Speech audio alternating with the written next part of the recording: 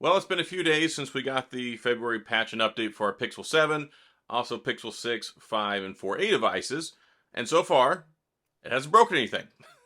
But let's not hold our breath too long. Anyway, so hopefully everybody's finally got the update. It's trickling out. I mean, it's been about a week now since it's been out, and that's great.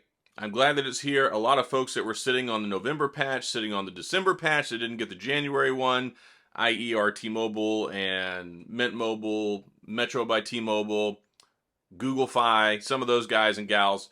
It seems like most people are reporting that everybody's kind of getting the February patch, so that's good. And it hasn't been pulled yet, so that means that it's not breaking anything, so that's also good, because we did have some complaints this last month about it messing with some folks' Wi-Fi and also causing some Android Auto issues. Go figure. The bane of the Pixel 6 and Pixel 7's existence, Bluetooth problems. And this fix, well, I'm calling it a fix because, yes, it was the security patch for February, but it also fixed 4 things, if you want to call it 4 things. So one of them it fixed, it has to do with Braille. Let me read this real quick. Fix for issue preventing touch interaction with Braille keyboard in certain conditions. I've never used that. Not saying that some people don't need to use it, and I'm glad that that's fixed and updated. I wasn't aware it was a problem.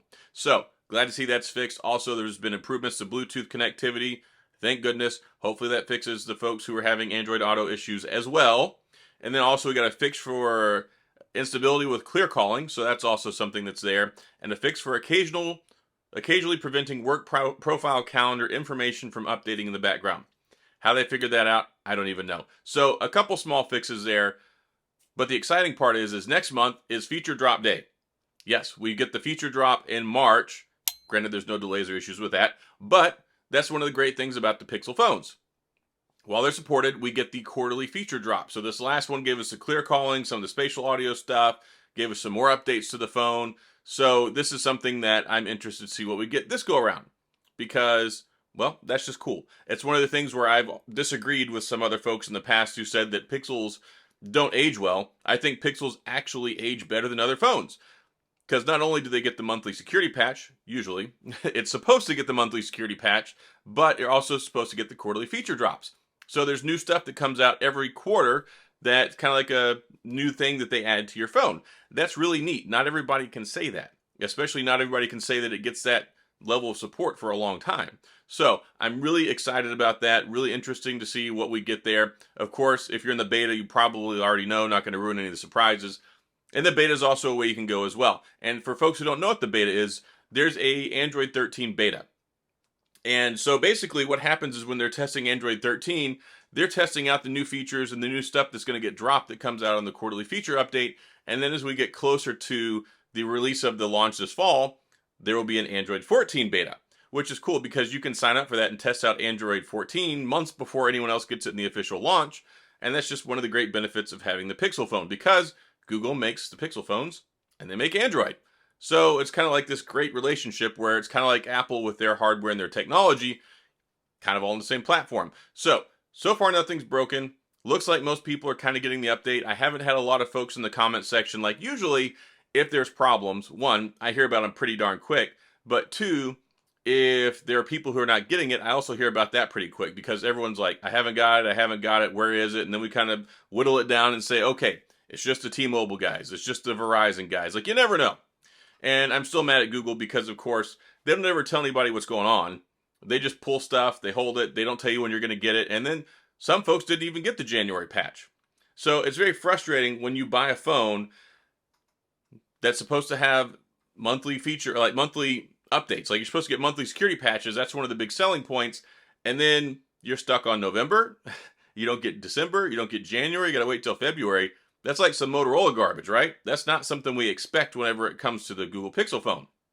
Especially not like a Pixel 7 or Pixel 6, right?